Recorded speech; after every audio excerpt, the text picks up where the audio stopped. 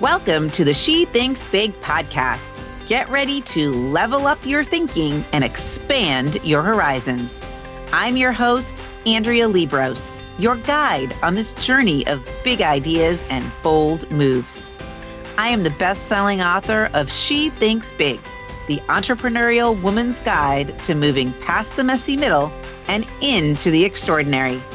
I support women like you with the insights and mindset you need to think bigger and the strategies and systems you need to turn that thinking into action and make it all a reality.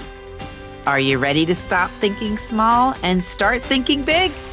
Let's dive in. Hello, my friends, and welcome back to the She Thinks Big podcast. Now, if you are new here, I am Andrea Liebross. I am a business coach and author. I'm going to call it your go-to guide for moving past the messy middle and into the extraordinary. And I hope that you'll find this podcast a space where you are prompted to think bigger and to take what might be brewing in your head, big, bold ideas, and turn those into action. But here is the thing. Before you can think big, you have to know where you are right now, right? So if you have ever felt stuck, overwhelmed, even just restless for something more, I want to ask you to ask yourself, do you truly know where you are right now? Okay. Do you know before you tackle like getting unstuck or eliminating the overwhelm or the finding something more, do you know where you're starting from? Most women do not take time because we say we have no time, which might be creating this stuck and overwhelm. But most women don't take the time to get clear on what is working, what's not working, what they actually want. Instead, they just keep pushing forward without a roadmap. Now, I can be totally guilty of this. Okay, I can be totally guilty of this. And I do see this all the time with my clients. But if I were to kind of sum it up, okay, like where you are now, some are in pain. Some want to move away from pain. They want to move away from feeling overworked or frustrated or guilty about where they are in their business or in their life, okay? Others are at a place where they feel the pull towards something new, okay? But hesitate because nothing's really wrong. Everything's fine. So they kind of wonder, do they even deserve more? And then another bucket, there's kind of three buckets. Another bucket of women are simply looking to add in more fun, more fulfillment, more purpose, but they don't know where to start and how to do that. Okay. So wherever you are, the first step to growth is owning that current location without judgment. Okay. Because just like a GPS, okay, you can't map your route to target. You can't map your route forward if you don't know the starting point, if you don't know your current location. But when you do know your current location, then you can create the map to get you where you want to go. That's when the real movement happens. And notice the GPS, Siri, has no judgment. It is not judging you as to whether or not you're starting from your office, the gym, your house, a tanning bed, a vacation. It's no judgment. GPS is not judging you, okay? And you shouldn't be judging yourselves. Now, here's something fun. I actually recorded most of today's content years ago.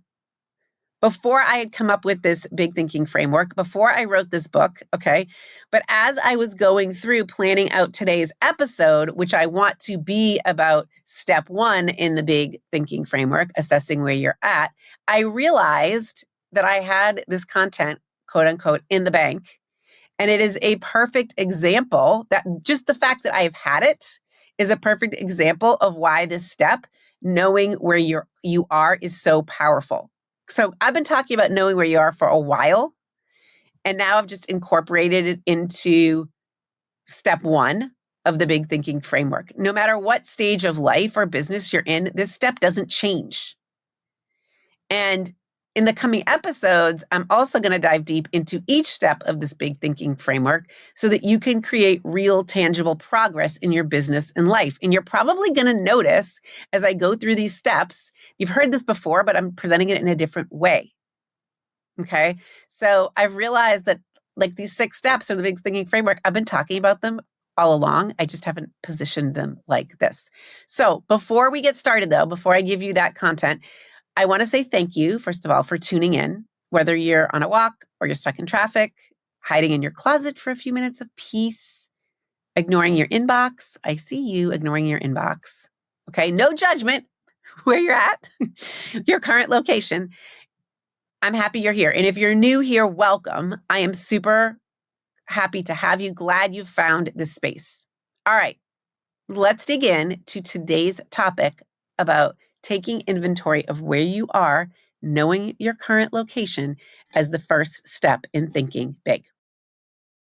I think there are really 3 starting points in terms of what you're trying to work for or achieve or grow toward. Okay. I think there's 3 ways we can look at the starting point. And you do need to know where you're at in order to move forward. And I think when my clients come to me and are wanting to move forward or to change something, in order for that growth or movement to have the most impact, they need to know where they're starting from. Okay, so here are 3 places where you might be starting from if you are indeed wanting to move to a different location or a different place. Number 1, you may be wanting to move away from pain. Okay, you're in pain.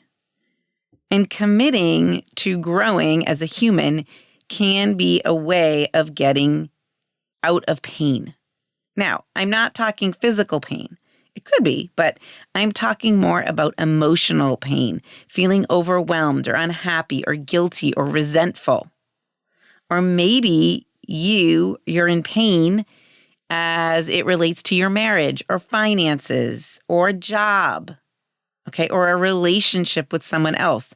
It could be because of a health problem or diagnosis, yours or someone else's, or it could be pain because you're seeing your child in pain or your child struggling or suffering, okay?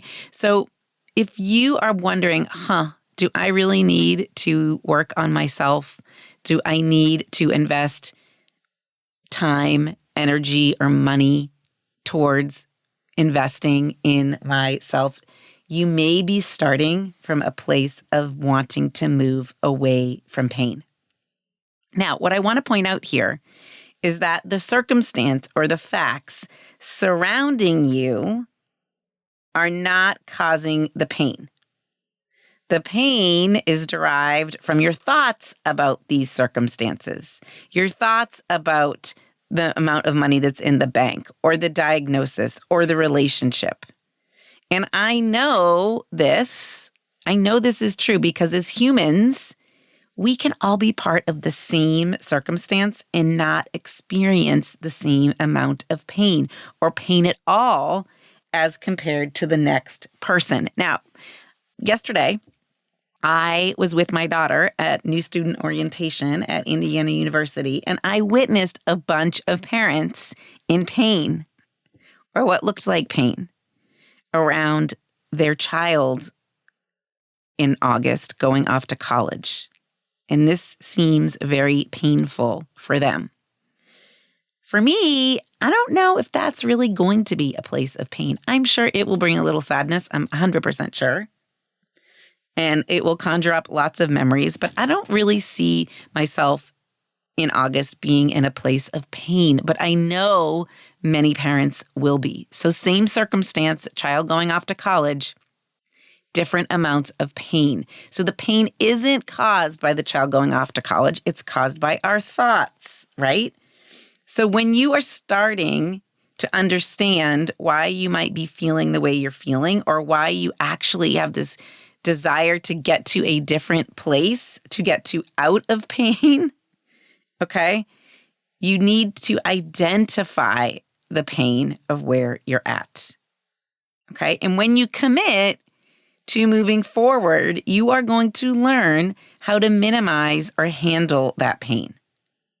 It's not going to take it away permanently, but you are going to make it so you can leverage that pain as a way to finding the best solutions, which makes the pain a lot more tolerable and less intense. So you might leverage the fact that your child is going off to college, that pain, as a starting point for you to move forward into a different chapter of life. Okay?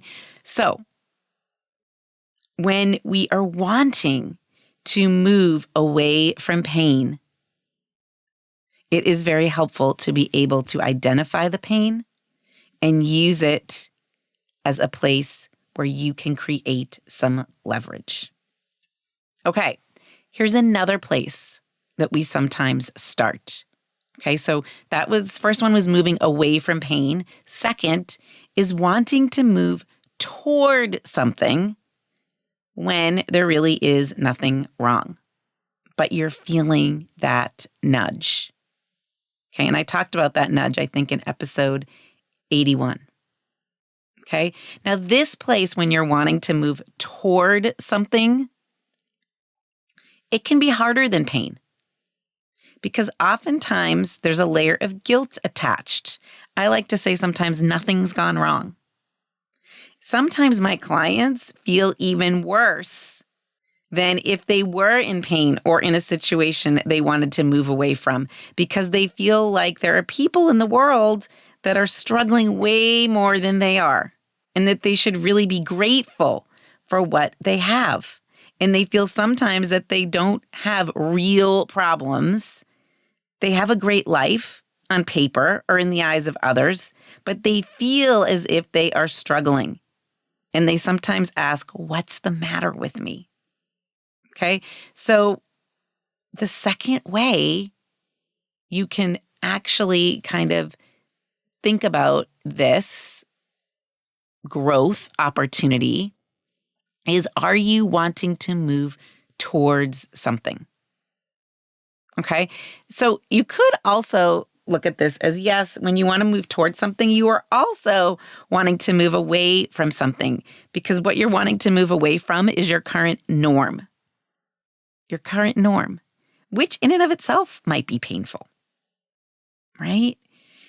But in this situation, most of my clients often have curiosity or wonder if they could actually move away from the norm without everything collapsing. They're curious. Could they write that book? Could they start a business? Could they grow their business? Could they achieve that goal? Could they lose 100 pounds? Could they move towards those things without having everything collapse around them? Okay, so think about that.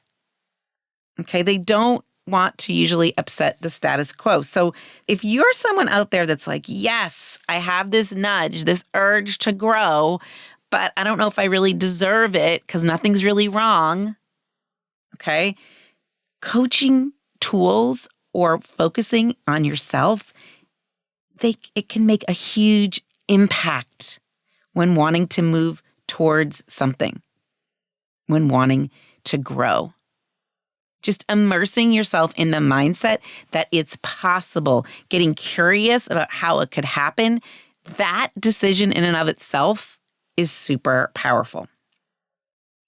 All right, now here's the third bucket of people who come to me, and I kind of think about, okay, where are they at? Where's their current location? This third bucket of people really just want to enjoy life more. They want to put some fun into life, okay? They're in no obvious pain.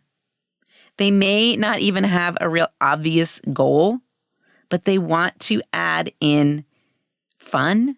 They might even want to add in focus or purpose.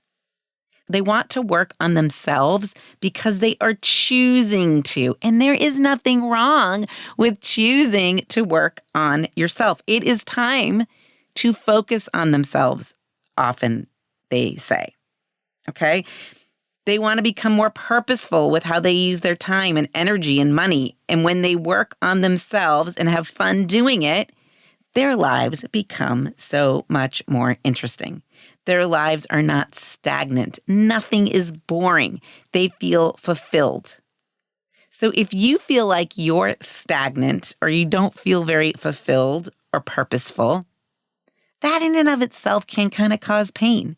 It can also cause the guilty feeling, because nothing is really wrong.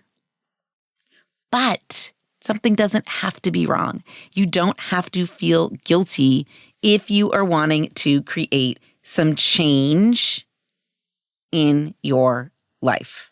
Okay, if you want to grow, if you want to develop. Okay, so how does all this pertain to what I addressed at the beginning about knowing your current location or being your own human GPS, turning on your location services? Well, you have to know where you're starting from in order to go to someplace new. Okay, and then that means, in other words, knowing and owning what is currently true for you. I coach women, and I notice over and over again that being able to own what's true is just as challenging, if not more challenging, than taking responsibility for your current situation. It's hard for us to take responsibility. We tend to blame outside things. That's a natural human condition.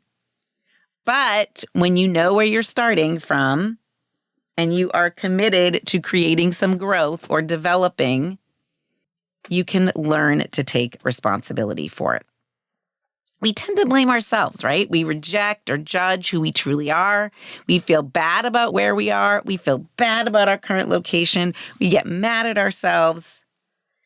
And we say, I can't believe this is happening, or this is where I'm at. How did I get myself into this situation? So I really, in this podcast, I want to make a case for you. Those thoughts are the opposite of what are thoughts that are really going to serve you. And I also want to teach you how to be onto yourself if you're not owning what's true, and identifying your current location, and give you some strategies to help you wrap your arms around it. So when you think about that GPS, before that GPS lady can give you a route forward or towards something, or even give you the most fun and scenic route, the GPS needs to know where you're starting at, right?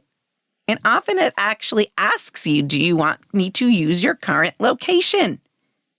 Okay. And then once they identify your current location, the GPS lady can calculate the route. Okay. Now, you may have named your GPS woman a certain name. You might like a certain accent. If you haven't used Waze, W-A-Z-E, they have some very fun GPS voices that are movie stars and singers and all sorts of things. Cookie Monster, okay?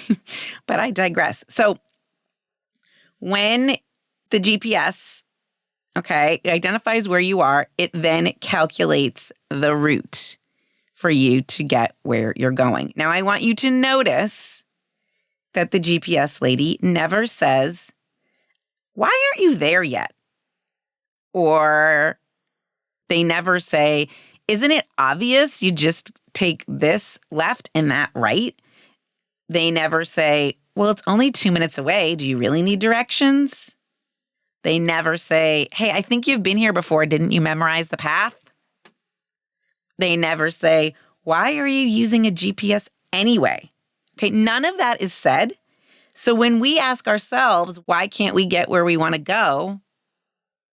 Okay, well, one reason might be that we don't know where we're starting from, but another reason might be the fact that we have not accepted that we shouldn't know the route. Or even if we've been there before, it doesn't always easy.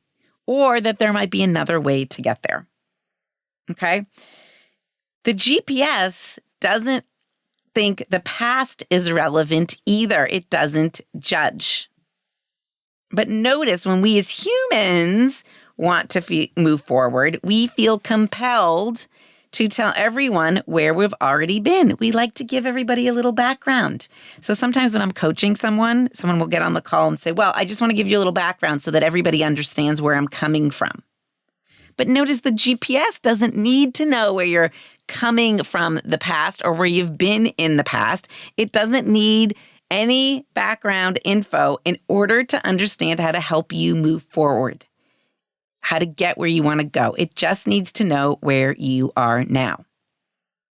Okay, I'm guilty too sometimes of wanting to give you a little background so you understand my history and all the things I've been through and all the things I think are relevant to where I am now and where I think I want to go. But those things aren't really relevant. What matters is where you are today, your current location. Are you trying to move away from pain? Are you trying to move towards something new? Or are you trying to add a little fun, purpose, or focus into your life? What matters is where you are today. What are you thinking and feeling and believing right now today? The GPS also doesn't have a lot of disbelief about our ability to go somewhere else. I mean, she never says, I can't believe that you want to go there. You're never going to get to your destination. It's so far away. I mean, and this is kind of what I love about GPSs, right? They are robots. They're not human. And I'm not trying to make us into a robot, but I just want to try you to try on the idea that the more you can pinpoint your current situation, your current struggle, the more accurate you are in pinpointing where you're at, the more power you have around where you want to go.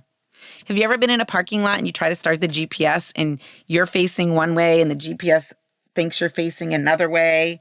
And until you get yourself turned around and pinpoint exactly the direction you're heading in, until you do that, the GPS really can't calculate the best route.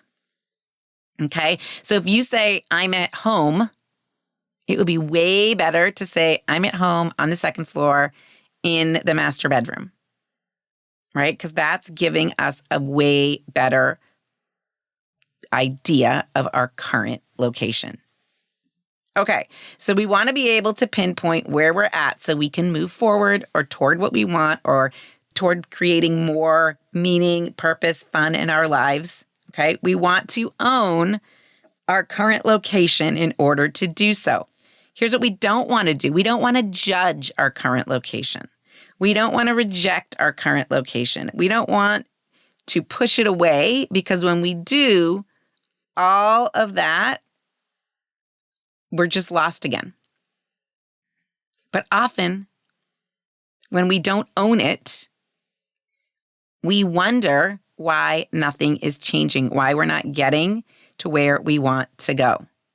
So today, I also want to walk you through some of the most common signs you might feel or see or experience, and most common signs to know that you're not owning where you're at. Okay, if you're like, well, I think I know where I'm at, I'm going to give you some examples for you to kind of ponder. Maybe you don't really know where you're at, or you could even get better at knowing where you're at pinpointing it. Okay, so here's the first thing I want you to think about. You're not owning your current location when your words, when what you say doesn't match the way you feel. All right, here's an example. This just happened to me, okay? A colleague told me how excited they were that they just landed a big client, okay? Just landed a big client. And I said I was so happy for them. But maybe inside, when I really examined myself, I wasn't super happy. Okay. I was feeling a little inadequate and annoyed and jealous. Okay. This also happens when someone might say, oh, we're going to Hawaii for 2 weeks this summer. And you say, have a great time. But inside you're like, really? They're going to Hawaii and I'm just staying here? Okay. When you say something like, I'm so happy for you, you may not really be feeling that.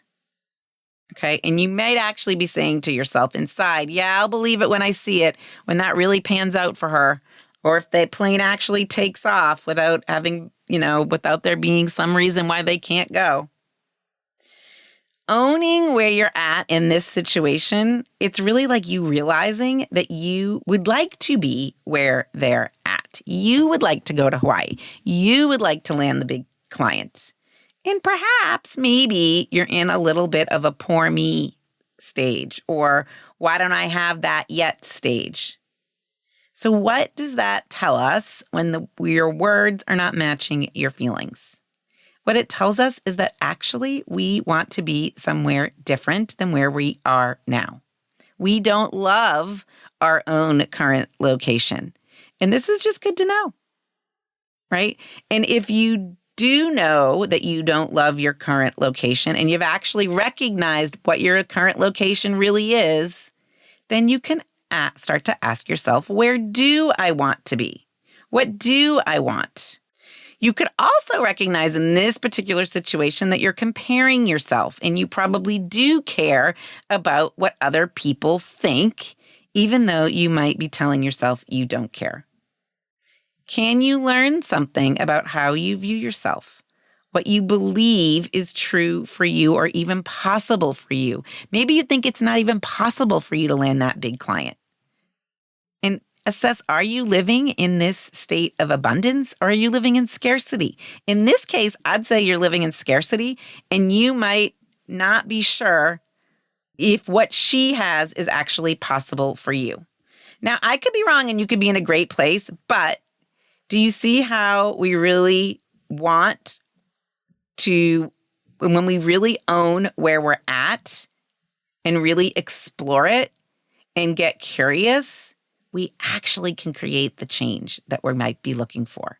So getting to where you really are might happen with the guidance of a coach or in your own journal, or it might happen in a conversation where you're feeling vulnerable. Wherever that starts to happen, instead of judging yourself, just notice your current location because your current location is really fascinating. Okay, here's another way you might notice that you're not owning where you're at or you don't really have a good current location pinpointed. It's when you have a should or shouldn't somewhere in your thoughts, or you're operating from a place of I should or I shouldn't. This is one that people talk about all the time, okay? I actually think I have an episode about shoulding on yourself, okay? The main reason to not should on yourself is because you lose awareness of where you are. And you can't get leverage over yourself and you can't get where you're trying to go as easily, as quickly, as efficiently, as peacefully if you don't know clearly where you're beginning from. So if you find yourself saying things like, I know I shouldn't spend money on all those things, that's your brain's way of deflecting away from really understanding what's really going on. It's sort of like a way to just close the lid on the box. I know I shouldn't buy this stuff, or I know I should have a better handle on my finances. Okay. And then we just kind of shove it in the closet or close the lid. I want you to try to open the box. And I want you to go ask yourself, why am I buying all this stuff? Or why don't I like looking at my numbers?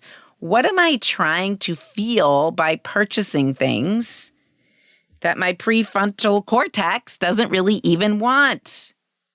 I wonder why I do that. I wonder why I don't like looking at my bank account. I wonder what I'm chasing. I wonder what that's about for me. And I think that we're afraid if we look into the box, then we're going to have to stop doing that. And I had a client last week say, I'm afraid I'm going to have to stop doing all the things I really want to do. That's not true, my friends. You don't have to stop doing it at all. Maybe you'll decide you have reasons you like what you're doing. Maybe you'll keep doing it. Or maybe you'll have reasons that you don't like and you'll still decide that you're going to keep doing it. The key is to stop judging and rejecting this part of yourself. And the irony is you probably won't find it as enjoyable if you open the lid on the box, but that will be okay. It isn't that I want you to stop doing behaviors that aren't serving you. It's that I want you to stop wanting to participate in behaviors that aren't serving you. That's totally different. So if you're a mom, okay, I'm guessing you think there are things that you should be doing and that you should love doing too, like helping with homework or driving kids around or playing with them. But in reality, you don't love them. Okay? And then you make that fact that you don't enjoy them mean something about you, like you're not a good mom or you don't love your kids. But what does it really mean? Maybe it means that those are things that you just don't enjoy. It doesn't mean that you stop doing them or you make everybody hitchhike to where they need to go. You continue to do them. It's just being honest in your observation. It's so much more valuable than saying, I should love doing this. Okay, here's another one. When we tell ourselves that we should just go ahead and do something that we're uneasy about. Like, you should just do it, and that's a way to gain confidence. But here's the thing. If you're not wanting to do something or act in a certain way, what if we just observed and said, that's interesting, and we own it? Then we can get coaching or guidance on becoming more confident. We get to create the change that we wouldn't have been able to create if we just plowed on through without assessing our current location. So own where you're at. Don't say I should just be confident around my family or my boss. I should like playing with my kids, or I shouldn't be spending so much money at Target. Own where you're at and you'll get way more growth, way more movement and change and progression and leverage on yourself when you do that. Okay, and here's the last way I want to share with you about understanding your current location. It's what you're doing or not doing is not aligning with what you're thinking. Okay, now I see this a lot in my clients when they say to me things like, I don't know why I'm not XYZ. I know I'm capable, but, okay, so that's a sign that they're not owning where they're at. Because if you really believe that you could do this or that you were capable and you were going to be successful and you were going to help people, and it's what the universe wanted you to do, and all those things that you were saying, you would be showing up with full force and excitement.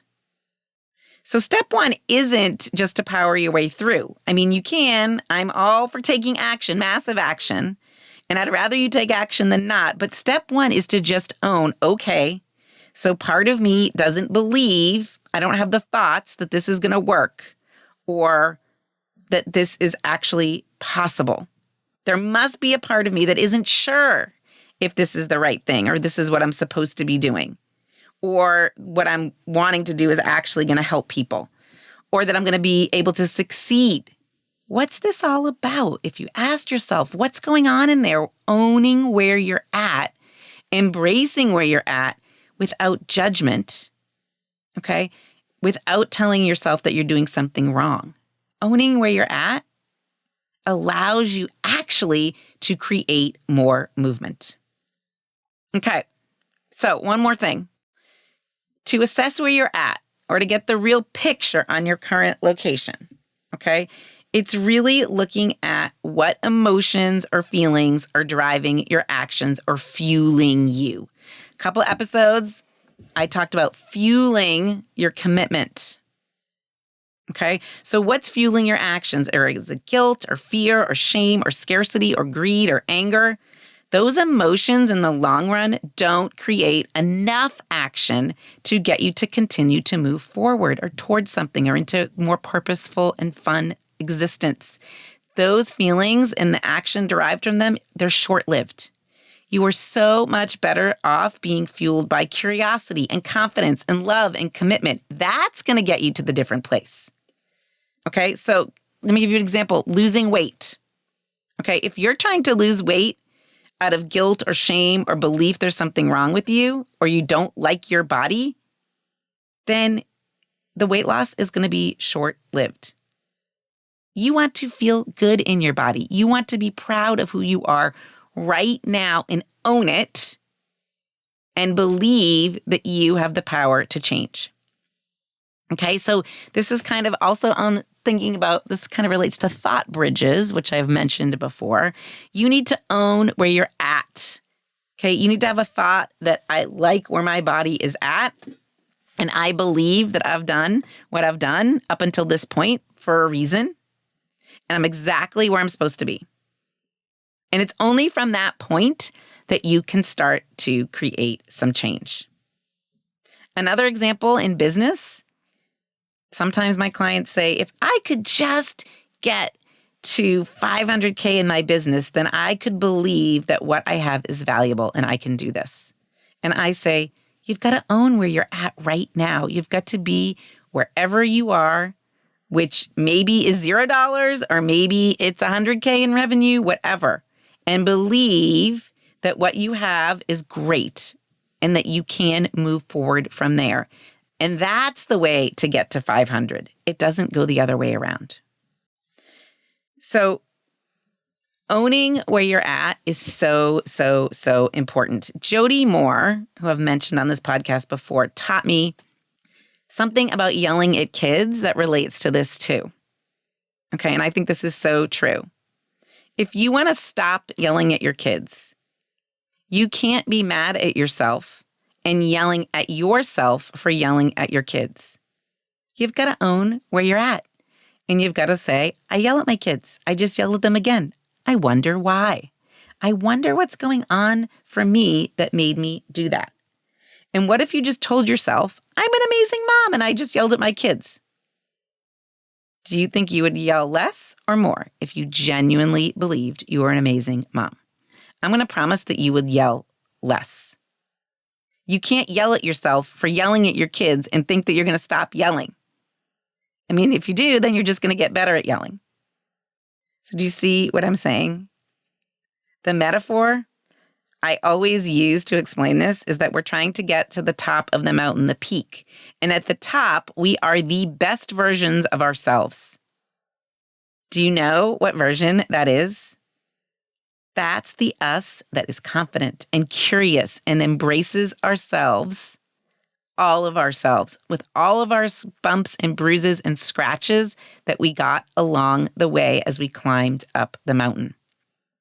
Okay, so when we took a wrong turn off the trail, or when there was a log that covered up the path, we just get curious and we figure out how we can take the next step or do better next time. We get up and we try again every time we fall down or we see a log in the trail on the way to the top.